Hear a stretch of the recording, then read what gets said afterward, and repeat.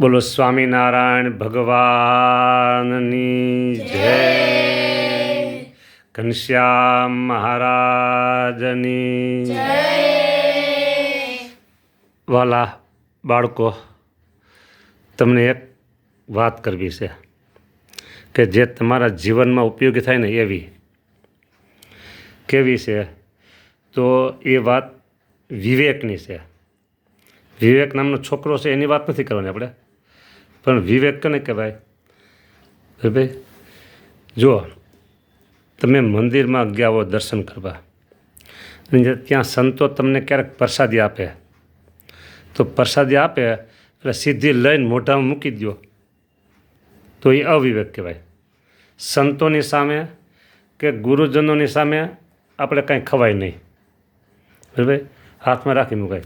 અથવા એવી કંઈક વસ્તુ હોય એમ કે મનો ખાવા, ગુરુ કે કોઈ મોટા સંતો આજ્ઞા કરે તો ખાવાની શરૂઆત કરી દેવાય, એમાં વાંધો નહીં, બરાબર.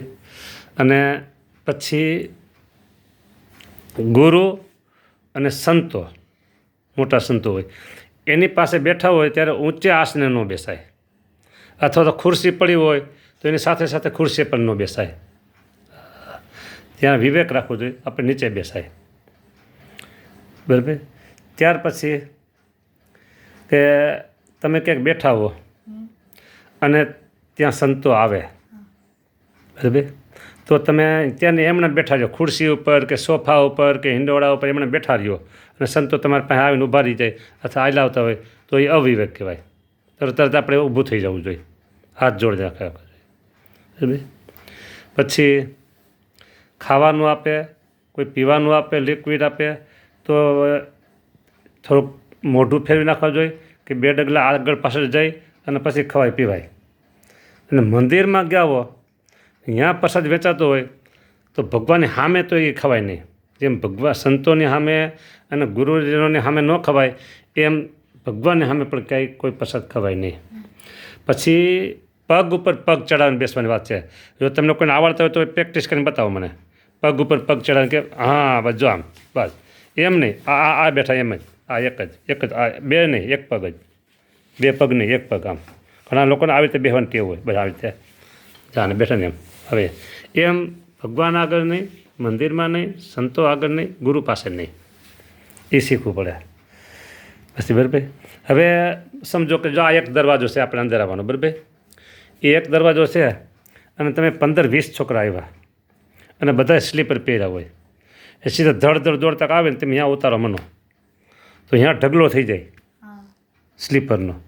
પછી ગોતવામાં તકલીફ અને પછી બીજા કોઈને અંદર આવવું હોય, બરાબર, તો એને પાછળ થપીને આવવું પડે.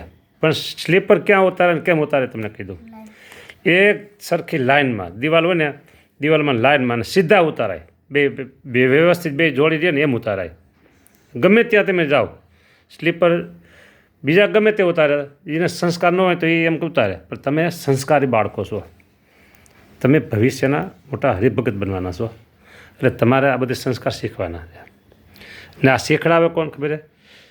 નિષ્કુળાન સામે લખ્યું છે કે સંત વિના રે સાચી કોણ કહે, સાચા સુખની વાત, સાચા સુખની વાત, દયા રહી છે જેના દિલમાં, નથી ઘટમાં ઘાત, નથી ઘટમાં ઘાત, સંત વિના સાચી કોણ કહે. આ વાત છે ને તમારા મમ્મી પણ તમે ન કહે, તમારા પપ્પાએ પણ તમે ન કહે, એ સંત જ તમને શીખડાવ્યા તો. હા, જો કેવું કીધું ખબર નિષ્કુળાન સ્વામીએ કે જેમ જનનીને હૈયે હેત છે, જનની એટલે કોણ? માતા. જેમ જનનીને હૈયે હેત છે, સદા સૂતને સાથ, સદા સૂતને સાથ. સૂતની હાથે હેત હોય ને, અરોગી કરવા અર્ભક. અર્ભક એટલે શું? એ ખબર નથી કંઈક. હા, અર્ભક એટલે બાળક, અરોગી એટલે નિરોગી. અરોગી કરવા અર્ભકને, પાયે કળવેરા ક્વાથ, પાયે કળવેરા ક્વાથ. ક્વાથ એટલે શું? દવા. કડવી દવા પાય કોને પોતાના બાળક ઉપર માતાને હેત છે ને એટલે કડવી દવા પાય નાનું બાળક પછી કહે ને કડવી દવા પાય છે ને તમે પણ પીધી છે ખબર છે પણ તમને ખબર ન હોય હા હા નાનું બાળક હોય તો એને માં પડે એને અને છે ને એ ન પીવે ને બાળક ન પીવે પછી શું કરે ખબર છે આમ કરીને આમ મોઢું પકડે હા ભાઈ નાક બંધ કરી દે અને મોઢું આમ પકડી ખોલે હા અને પછી બાળક દવા ઉતારી દે બરાબર પણ એને બાળકને એની માતા સાથે વેર છે બાળકની માતાને બાળક સાથે વેર છે વેર નથી શું કામ એને નિરોગી બનાવવું છે એમ સંતો તમને ક્યારેક ધક્કે વઢે કઠણ વચન કહે તો તમને શિક્ષણ આપવા માટે કહેતા હોય સમજી કે તમે એટલે આ બધી વાતો શીખવાની પછી એક બોડી લેંગ્વેજ છે બોડી લેંગ્વેજ એ શીખવા જેવું છે કેવી કે તમારા ઘરે તમારા મમ્મી પપ્પા બધા બેઠા હોય અને કોઈ બાયું અથવા કોઈ ભાઈ કોઈ મહેમાન તમારા પપ્પાના મમ્મીના સંબંધી કોઈ આવ્યા અને તારી જે બહેન ખુરશી હોય કે સોફે બેઠા હોય અને તમે બેઠા હો વાતો થઈ ગયા હોય અને તમારા મમ્મી પપ્પા બોડી લેંગ્વેજ આમ કરે કેમ કરે તું કહેતો કેમ કરે જોજે કહી દે હા કેમ હા બસ એટલે એનો અર્થ શું થયો હા કયો જી આપણે પાણી લેવા જવું હોય ને તો બોલીને ન કહેવાય બધાની સામે હા એટલે પાણી ગ્લાસ ભરી આવો તારે બે જણા 2 ગ્લાસ લેવાય એક હોય તો 1 લેવાય 3 હોય તો એ પ્રમાણે ગ્લાસ લેવાય એટલે બોડી લેંગ્વેજ એ તમારા મમ્મી પપ્પા તમને કહે કે જા અક્ષર પાણી ભરીએ એટલું કે અક્ષર પાણી ભરીએ તો એ તો શું એ સંસ્કારમાં થોડુંક ખામી કહેવાય સારું ન લાગે બરાબર એટલે એમ કહે ભાઈ ક્રિસ જાઓ પાણી ભરી આવો જી એમ કદાચ ન ખબર પડી તો બરાબર છે પણ એ આમ ઈશારો કરે ને ઈશારો કેમ ઈશારો કરે કરી તો ઈશારો કરતો હા ફરી કરી દી હા બસ હા એમ બરાબર એમ સમજી જવાનું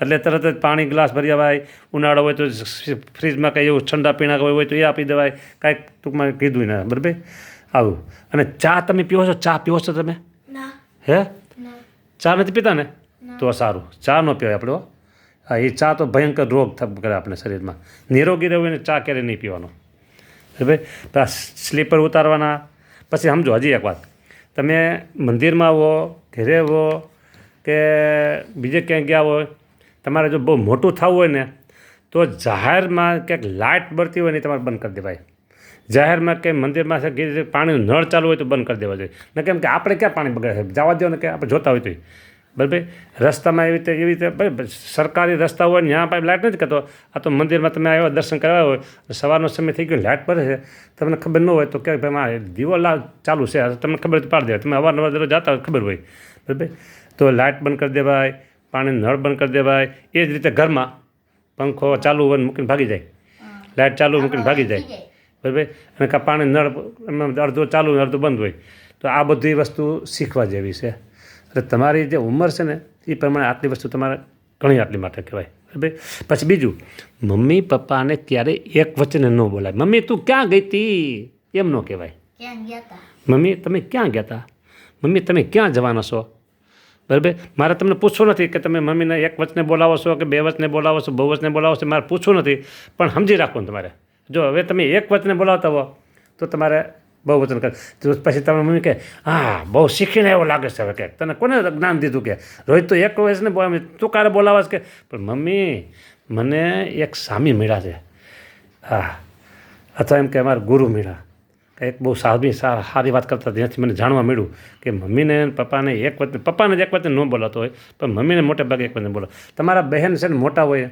તો એને એક વચન ન બોલે બહેન તમે ક્યાં ગયા હતા એમ કહેવાય ભાઈ મોટા હોય તો ભાઈને પણ બહુ વચન બોલે ભાઈ તમે શું કરો છો ભાઈ તમારે ક્યાં જવું છે એમ કહેવાય બેનને ભાઈને બરાબર મોટા હોય તમારાથી તો આ એક તમારે વિવેક શીખવા જેવી સરસ વાત છે ચંપલ ક્યાં ઉતારવા પાણી છે પછી અડધો ગ્લાસ પાણી પીઓ ને અડધો ગ્લાસ ઢોળી નાખો એમ ન કરાય ક્યાં ગયા હોય તો હા બરાબર પાણીનો બગાડ ન થવો જોઈએ કોઈ પણ તમે ક્યાંક જાહેર પાર્ટીમાં જમવા ગયા પણ આપણે જમવું ન બોલાય આપણે ઠાકોર જમાડા બોલાય ઠાકોર જમા એટલે આપણા આત્મામાં ભગવાન છે આપણે એને જમાડે આપણે નથી જમતા હું આપણા આત્મામાં ભગવાન છે એટલે ભગવાનને જમાડે એટલે શું કહેવાય ઠાકોર જમાડે હા તો તમે ઠાકોર જમાડા ક્યાંક ગયા હો બુફે પર શું કહેવાય બર્થડે પાર્ટી હોય કે લગ્નની પાર્ટી હોય એમાં ગયા હો તો ત્યાંય તમારે જોઈને એટલું જ ડીશમાં લેવાય હા અન્નનો બગાડ ન કરાય જળનો બગાડ ન કરાય લાઇટનો બગાડ ન કરાય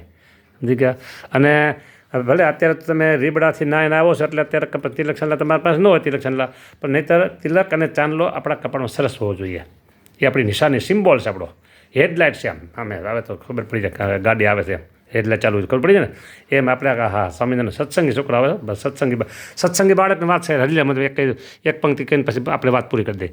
જોઈ તજી ગેડી દડો મોય દંડ શું તજી ગેડી દડો મોય દંડ ધરે બાળક ધ્યાન અખંડ જોઈ સત્સંગી બાળક એવા પામે અચરજ સનકાદિક જેવા જોઈ સત્સંગી બાળક એવા પામે અચરજ સનકાદિક જેવા.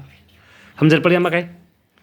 ગામડામાં આ તો મોબાઈલ અત્યારે આવી ગયો. ગામડામાં મોબાઈલ નહોતા ને અત્યારે તમે મોબાઈલ મચોડતા હો એમ ગામડામાં સાંજ પડે ને અથવા રવિવારની રજા હોય ત્યારે છોકરા ગામની બારોબાર હોય અને ત્યાં જમીનમાં થોડોક આમ ખાડો કરે અને પછી આડી એક લાકડી રાખે આમ નાની આમ ગેલી દંડો બધી હા હા હા હા બસ બસ કેમ કે કેમ કે આમ હા બસ એ મોય દાંડિયો બરાબર એને મોય દાંડિયો કહેવાય. અને બીજો ગેડી દડો એ તજી ગેડી દડો મોય દંડ ધરે બાળક ધ્યાન અખંડ. બાળકો ધ્યાન ધરતા હોય. હવે ધ્યાન ધરવાની પોઝિશન કેવી છે તમને બતાવો જી. હા ધ્યાન ધરવાની પોઝિશન માનસી પૂજા હોય ધ્યાન ધરવાનું હોય પોઝિશન બરાબર. વાહ વાહ સત્સંગી બાળક ખરા હો તમે વાહ શાબાશ તમને વાહ બસ વાહ શાબાશ હો હા ફરીને કરો જી વાહ બસ બસ બસ સટા બસ વાહ સરસ બસ. આવા સત્સંગી બાળક હોય ને એની પર ભગવાન બહુ રાજી થાય હો. તમારે હાવ મફતમાં રાજી પૂજવા લેવાની વાત છે. ભગવાન રાજી થાય સંતો રાજી થાય મોટા બધા ભક્તો રાજી થાય અને તમારામાં સંસ્કાર જોવે ને તો તમારા મમ્મી પપ્પા પણ રાજી થાય. હા મારો છોકરો બહુ ડાયો છે હો. પછી તમારે ક્યાંક કહ્યું ને પપ્પા મારે આ લેવું છે આટલા રૂપિયાનું આમ છે તો એમ થાય છોકરો ડાયો છે તો કોઈ દી માગતો નથી આજે આપણે રાજી કરી દઈએ તો પૈસા હોતી તમને આપે એમ જાય ને. આ તો સંસ્કાર આવે તો ઘણી બધું આપણે કામ બધું થાય એટલે કામ થઈ જાય એવું વાતું છે. સારું બરાબર પાછા ફરીને આપણે ક્યારેક મળશું ત્યારે કાંઈક નવી વાત કરશું ભગવાનના ચરિત્રની વાત બરાબર. અત્યારે આટલું કહીને મારી વાણીને વિરામ આપું છું. સ્વામિનારાયણ ભગવાનની જે બાળકો છે રાજકોટ સ્વામિનારાયણ મંદિરના બાળ મંડળના બાળકો છે બરાબર.